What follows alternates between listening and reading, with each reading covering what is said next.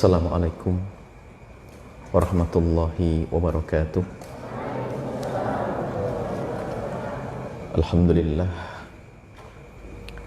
alladzi akrama man syaa min ibadihi bi rasulillah. Wa salatullahi wa salamuhu ala al-habibil mahbub Habibir Rabbil Alamin al-mab'uthi rahmatan lil alamin Habibina Sayyidina Muhammad wa ala alihi al-muttaharin wa ashabihi tayyibin wa tabi'ina lahum bi ihsanin ila yaumiddin. Allahumma ya Rabbana inna nas'aluka mahabbata habibika Sayyidina Muhammad. A'inna ya Rabbana ala ittiba'i sunnatihi, amitna ya Rabbana ala millatihi, wahsurna ya Rabbana yawmal qiyamati ma'a zumratihi wa tahta liwa'ihi. Allahumma ya Rabbana tahhir qulubana minan nifaq wal hiqdi wal kibri wal riya'i wal ujbi wa hubbid dunya, waj'alna ya Rabbana minal mutahabbina fik wa minal mutajalisina fik wa minal mutazawirina fik wa minal mutabadilina fika innaka anta ala kulli syai'in qadir. Allahumma ya Rabbana arzuqna taubata qabla al-maut wasyahadata 'inda al-maut wal jannata ba'da al-maut. Amma ba'du. Yang sangat kami cintai, kami muliakan kaum muslimin dan muslimat dimanapun anda berada, para perindu Rasulullah sallallahu alaihi wasallam, perindu ridha Allah. Alhamdulillah, di setiap malam Jumat kita bisa istiqomah di sini, di acara ini, membaca sholawat, membaca sejarah baginda Nabi Muhammad SAW. Harapan kita semua adalah Allah mengaruniakan kepada kita mahabbah, kemudahan untuk mengikuti baginda Nabi, dan semoga Allah mengumpulkan kelak kita di surga bersama beliau. Baik, seperti yang sudah kita mulai pada pertemuan yang lalu, muslimin dan muslimat dimanapun anda berada, dan juga anak-anakku semua, para santri, kita sudah membahas singkat tentang hikmah. Hikmah yang pertama, ya, ada hikmah yang Buya tulis, sudah ada berapa puluh hikmah. Ada hikmah yang kedua. Hikmah yang kedua bunyinya adalah sungguh dusta orang yang menjalin persahabatan, akan tetapi mereka tidak saling mendoakan di saat berpisah. Tanda ketulusan dalam persahabatan adalah saling berdoa saat tidak saling bertemu.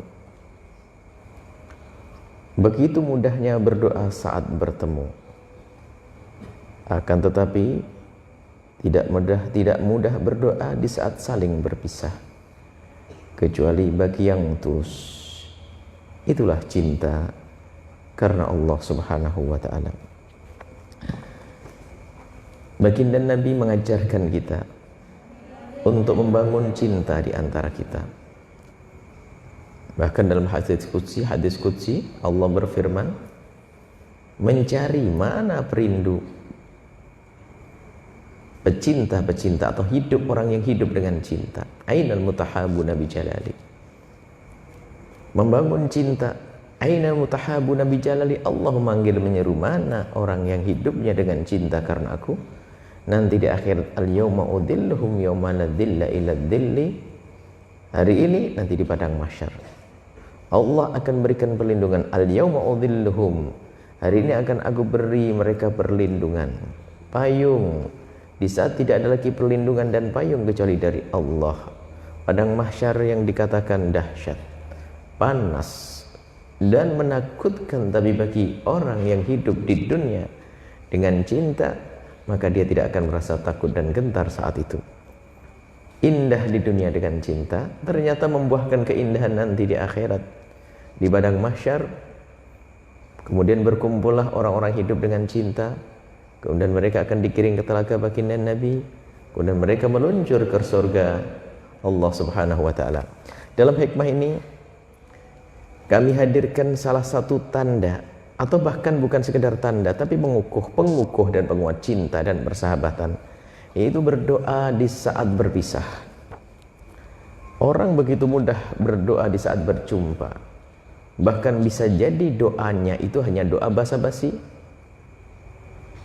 Kita dalam berlebaran, kita bertemu dengan sahabat, sanak kerabat, kita selalu berkata minal aidina wal faizin. Minal aidina wal faizin artinya semoga kita tergolong orang yang kembali kepada Allah dengan pengampunan dan beruntung dengan pahala besar. Itu kan doa. Akan tapi doa itu sudah menjadi semacam kebiasaan latah yang tidak kita sadari maknanya. Bahkan kita sering mendoakan jazakallah, semoga engkau Allah membalas engkau dengan kebaikan. Tapi itu sekedar seperti kalimat yang terucap saja dengan lisan. Akan tapi ketahuilah, itu penting. Kita saling mendoa di saat bertemu adalah hal yang penting. Tanda bahasanya lisan kita lisan yang baik, bukan lisan pengutuk. Akan tapi ketahuilah, doa yang istimewa adalah justru di saat kita berpisah. Jika dua orang bersahabat belum pernah mendoakan di saat berpisah, maka dua-duanya adalah pendusta dan pembohong. Mungkin karena menikmati pemberiannya saja, atau memanfaatkan kesempatan kebersamaan, bukan karena Allah. Tapi kalau orang sudah bisa berdoa di saat berpisah, istimewa. Itulah yang disebut Nabi dengan istilah doa ala dhahril ghaibi. Doa bi dhahril ghaibi, mendoakan orang di saat orang yang didoakan tidak ada di hadapannya. Ini adalah ada jaminan dari baginda Nabi yang Nabi la yantiqu anil hawa in huwa illa wahyun yuha. Nabi tidak berucap kecuali wahyu. Nabi sampaikan bahwa doa ala dhahril ghaibi, doa bi dhahril ghaibi, doa dengan mendoakan dengan cara mendoakan orang yang tidak ada di hadapan kita, maka itu doa akan dikabul oleh Allah. Dalam hadis yang diriwayatkan oleh Muslim dari Abi Darda radhiyallahu taala anhu, ma min 'abdin muslimin yad'u li akhihi muslimi bi dhahril ghaibi illa qala al malaku wa laka bimithlin. Tidak ada seorang muslim yang mendoakan saudaranya di saat saudaranya tidak ada di hadapannya, kecuali malaikat menjawab serempak dan berkata walaka bimithlin, engkau mendapatkan sama seperti yang engkau panjatkan untuk saudaramu. Dikatakan oleh para ulama, mendoakan orang lain ini adalah pertama untuk mengikat hati kita, akan tumbuh cinta. Bahkan di saat kita dikuasai oleh emosi amarah atau dendam, kebencian, maka tumpangi dengan panjatan doa, maka itu semuanya akan menenggelamkan, akan menghilangkan kebencian dan dendam di hati kita. Manusia kita ada hawa nafsu yang sesaat kita marah dengan seseorang, kadang tersisa dendam dari perdebatan.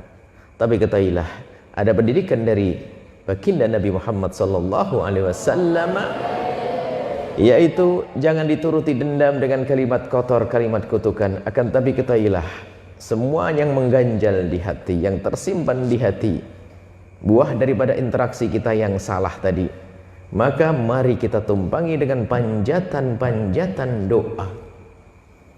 Dan pastikan setelah malam ini kita bisa mendoakan untuk siapapun.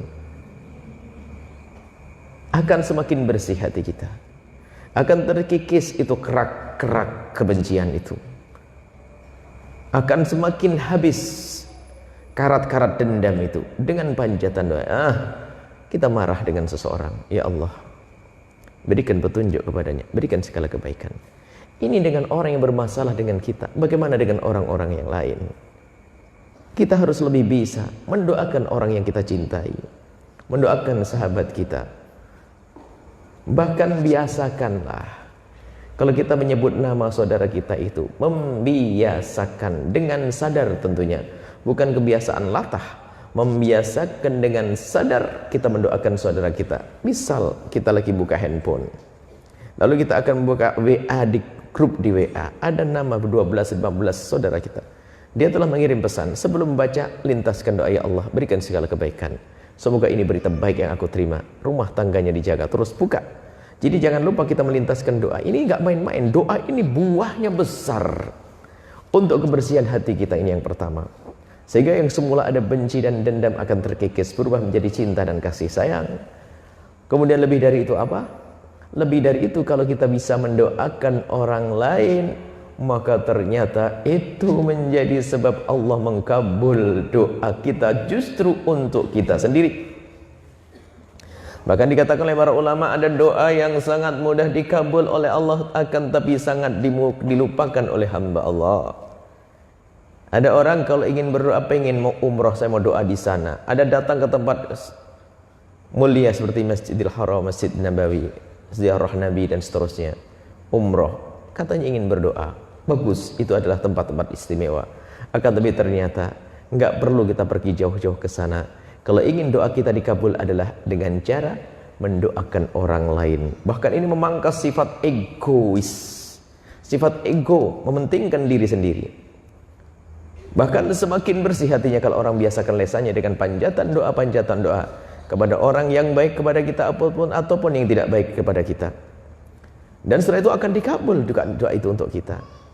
Sehingga para masyayikh mengingatkan, kalau kamu punya hajat yang mendesak, jangan bingung dalam memanjatkan doa. Cari orang yang selama ini paling bermasalah denganmu. Dan juga kumpulkan bersama orang yang paling kau cintai saat ini, yang hidup bersamamu.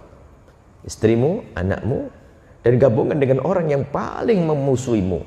Panjatkan doa bersama. Ya Allah, berikan kepada mereka ini segala kebaikan, maka Allah akan berikan kepadamu sebelum Allah memberikan kepada mereka.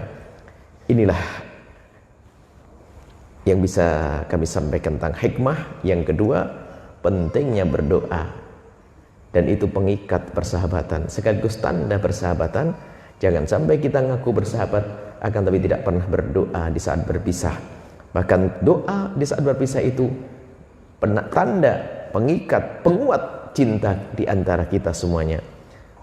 Jangan lupa mendoakan guru-guru kita, mendoakan orang tua kita, mendoakan saudara-saudara kita, mendoakan siapapun yang dengan kita, bahkan siapapun yang bermasalah dengan kita. Jangan lupa untuk kita mendoakannya. Dan mendoakan di saat berpisah itu ketulusan sesungguhnya. Ketulusan yang sesungguhnya. Kalau ada orang mendoakan di depan mukanya, bisa saja itu menjilat karena baru dikasih lalu berkata, oh semoga rezekinya semakin banyak, Allah ampuni, masukkan surga, pangkat tinggi. Karena masih di depan mukanya, baru dikasih sarung, banyak doanya karena minta baju koko setelah itu. Tapi kalau orang mendoakan di saat berpisah, tulus, nggak ada pamrih. Bahkan mungkin kalau kita diberi oleh seseorang hadiah, bawa hadiah itu, biar kita mendoakan di depan mukanya, bab syukur, bab terima kasih. Tapi lebih istimewa lagi setelah itu, kita bawa ke kamar kita yang sepi, tidak ada orang lain yang melihat, kita pegang itu hadiah. Ya Allah, ini hadiah dari saudaraku, berikan kepadanya segala kebaikan. Itu tulus, karena doanya adalah doa bidhahril ghaibi, doa dengan cara di saat orang tidak ada di hadapan kita. Dan setelah kita mendoakan sahabat saudara kita di saat kita tidak di hadapannya, dan setelah itu jangan cerita. Kalau ceritalah hancur, hilanglah semuanya. Berkata, semalam saya doakan kamu, Allah bidhahril ghaibi, di saat kau tidak ada di hadapanku, aku doakan semalam. Ngapain ngomong-ngomong, itu sama aja. Jadi tidak usah ngomong. Jadi seperti ini adalah hikmah yang kedua. Bahkan di pungkasannya kita sebut itu adalah sebuah ketulusan, dan itulah cinta karena Allah Subhanahu wa taala. Cinta karena Allah ditandai dengan banyak mendoakan di antara kita. Mari kita biasakan doa di antara kita, doa-doa kebaikan ya. Kalau sudah lesan kita biasa dengan doa-doa kebaikan, subhanallah, keberkahan akan Allah berikan kepada kita. Dan lebih besar lagi nanti adalah setiap doa yang dipanjatkan seorang hamba yang beriman, Allah akan kasih. Karena Allah sudah berjanji, ud'uni astajib lakum, mintalah kepadaku niscaya akan aku beri. Kemudian pemberian Allah ada kadang diberikan di dunia, ada juga nanti diberikan di akhirat. Dan pemberian yang luar biasa dari panjatan doa itu adalah di saat Allah memberikan kepada kita di akhirat, akan menjadi pahala yang melimpah, dan juga akan menjadi sebab kita naik pangkat yang tinggi di hadapan Allah Subhanahu wa taala. Semoga Allah menjadikan kita hamba yang saling mencintai karena Allah, berkasih sayang karena Allah, bertemu karena Allah, kelak berjumpa di surga bersama Nabi Muhammad sallallahu alaihi wasallam. Wallahu a'lam bissawab.